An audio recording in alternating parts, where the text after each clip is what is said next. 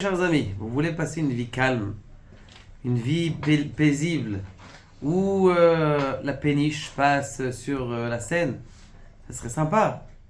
Maintenant, ce qui s'est passé, c'est que Yaakov Avinu, eh bien, lui aussi, après qu'il ait passé les épreuves avec Esav, et qu'il ait passé les épreuves avec, comment il s'appelle, avec Lavan, et qu'il ait passé les épreuves, il a dit, bon, ça y est, je vais rentrer chez la maison de mon père, et je vais me détendre un peu.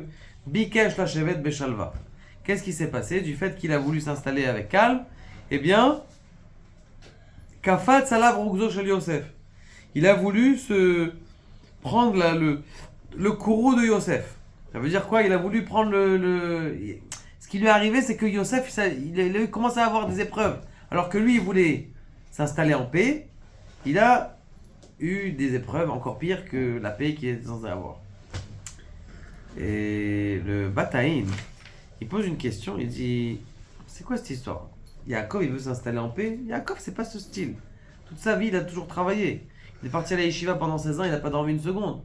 C'est pas du style à dire, ah tiens, je vais aller me mettre à la mer d'Ashdod et je vais prendre un coca avec une petite Gemara tranquille. C'est pas du style. Donc pourquoi est-ce qu'ici, il nous dit, Bikesh, la chevet beshalva? Et en plus, Akadosh Baruch Hu, il lui répond, il lui dit, Kafat Salav Rugzo Shel Yosef, que maintenant, du coup, il y avait le courroux de Yosef qui s'est réveillé et qui a tout révélé. Petite histoire. Écoutez cette histoire magnifique. Il y a une ségoula. Celui qui veut acheter une maison. Puisque t'as pas de maison. Puisque tu vas avoir une maison, tu sais que tu dois mettre des mezuzot à la maison. Tu achètes déjà les mezuzot. La méadrine, mina méadrine. Si vous voulez, j'en vends. Vous vendez les mezuzot, vous achetez des mezuzot, du nombre de pièces que tu as besoin. Donc il y a une fois un sofer qui a écrit des mezuzot. Il est parti voir son rab, il lui dit, Rabbi, je suis en train de marier ma fille et tout ça, j'ai pas encore de maison. Il dit, quoi, t'as pas de maison? Mais il y a une ségoula qu'il faut écrire le nombre de pièces, le nombre de mezuzot. Tu as besoin d'une maison de 10 pièces, t'écris 11 mezuzot. Bon, il a dit, bon. Il était un peu sceptique. Il rentre chez sa femme. Il lui dit, écoute, je crois, ton rabbi il t'a dit ça. Tu fais tout de suite. Il a dit, j'ai décidé de prendre tous les jours une demi-heure pour écrire les mêmes mezuzot pour moi-même. Il a commencé à écrire les mezuzot, tout ça. Il lui a dit, bah, sa femme lui a dit, mais j'ai pas compris. Pourquoi tu vas pas voir le métavers? Il dit, mais on n'a pas d'argent, on n'a pas d'argent, on n'a rien du tout. Il lui a dit, mais le rabbi il t'a dit ça va se passer. Et Mouna. Le type, il va voir le métavers. Il dit, écoute, j'ai une bonne maison pour toi. Elle vaut 2,6 millions. Si tu veux, on peut aller la voir. Viens, on va la voir. Il voit la maison, magnifique. Et maman, top niveau. Ce qu'il lui faut exactement pour lui, ses enfants. Très bien. On signe la maison, on signe pas la maison. Vous la voulez? Il dit, oui, on la veut. Il dit, même pas d'apport. Il signe la maison. Il faut un zichron varim. Il signe comme quoi il va acheter la maison. Maintenant, il a rien. Il a vraiment rien. Lui, il va que la Emouna. Le rabbi t'a dit, tu signes. Ma baya, je comprends pas. Bon. Maintenant, le lendemain, le métavers il appelle, donc le agent immobilier il appelle. Il dit, écoute, tu sais que dans la maison que tu as achetée, il y a un toit. Il y a des gens qui veulent acheter le toit. Et il dit, combien ils veulent acheter le toit? Il dit 600 000 shekels. Il dit, écoute, il faut que je demande au Rav. Il appelle le Rav. Il lui dit, Rav, ils veulent acheter le toit, est-ce que je vends le toit? Il dit, bêtard, tu vends le toit, pourquoi pas? Tu vends pas le toit. Très bien. Le lendemain, donc lui, il a mis un peu de temps. Il dit, le métavers, il appelle, l'agent immobilier, il appelle, et il dit, maintenant, il y a 2 acheteurs qui veulent acheter le toit, qui veulent acheter ton toit, et ils sont prêts les 2 à mettre 1 million. Je vends, j'ai mon apport. Son apport, il va pouvoir avoir un prêt après, ou je sais pas ce qu'il va faire après.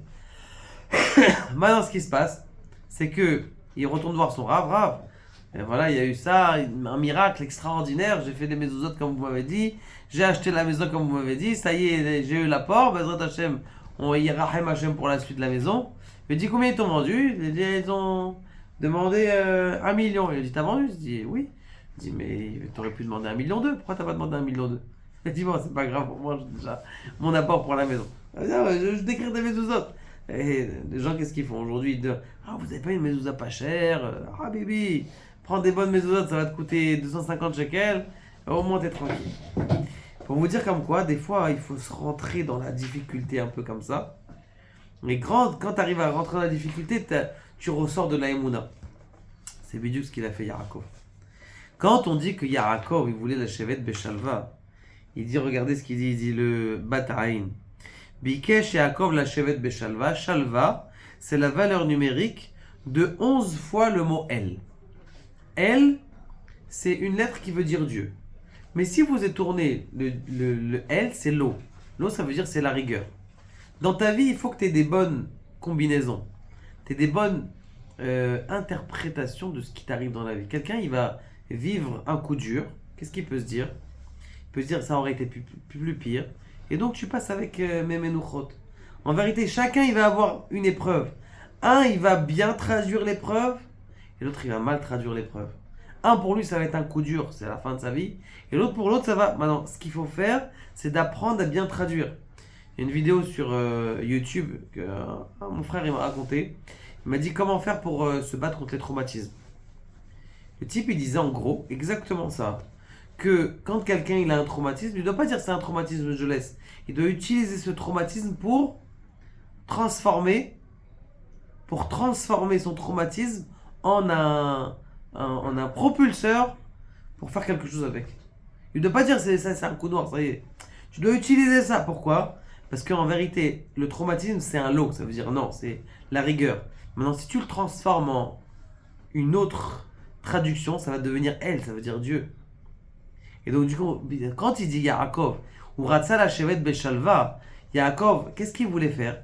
Il voulait en vérité utiliser toutes les mauvaises interprétations qu'on a dans notre vie et les rendre en bonne interprétation. Et quand tu utilises ces bonnes interprétations de tout ce que tu vis, eh bien ta vie, elle va devenir extraordinaire. Regardez, c'est exactement ce qui s'est passé dans l'histoire. Le mec qui s'est rentré, quand vous signez dans une maison de 2,6 millions et vous mettez sur la table 10% et que vous avez rien du tout, c'est que tu t'es mis dans l'histoire. Tu te mets dans la gueule du loup. Tu sais pas où tu vas arriver. Tu es en train de faire un chèque en blanc de 200 000 shekels.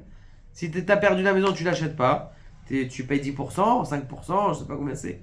Ça veut dire que des fois, il faut se mettre. C'est ce qu'il a voulu faire. Yaakov, Bikesh, la chevet, Beshalva. C'est quoi Beshalva? 10 fois elle. Ça veut dire qu'il a voulu transformer tous ces lots qui existent dans le monde, toutes ces mauvaises interprétations, et les mettre dans une vraie et une bonne interprétation. Et c'est ça ce qu'il a voulu faire Yaakov.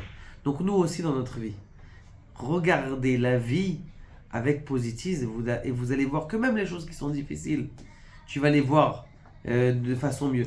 Voilà, on t'a dit ta voiture, elle est truc. Pendant 2 semaines, t'as pas touché la voiture. Mina Shamayim. Peut-être que tu aurais fait un accident pendant ces 2 semaines où tu n'avais pas de voiture. Hein, ça arrive. C'est mon garagiste qui m'a dit ça. Il m'a dit, t'as guito dans les Boréola, t'as pas de voiture. Tu sais pas, ok, mais peut-être que t'aurais roulé un truc, là, il y a un camion qui hasve shalom. Tu peux pas t'imaginer, des fois, il y a des choses qui t'empêchent. Tu sais pas, au bout de la rue, qu'est-ce qui peut t'arriver. Dis merci à Kadosh Baruch Hu qui t'envoie des petites choses. Quand tu vois la vie de cette façon-là, eh bien, tu peux transformer toutes tes peurs en propulsion, tous tes traumatismes en développement, et grâce à ça, Be'ezrat Hashem, eh bien, notre émouna, elle se renforce, et c'est ça que Yaakov il a voulu faire.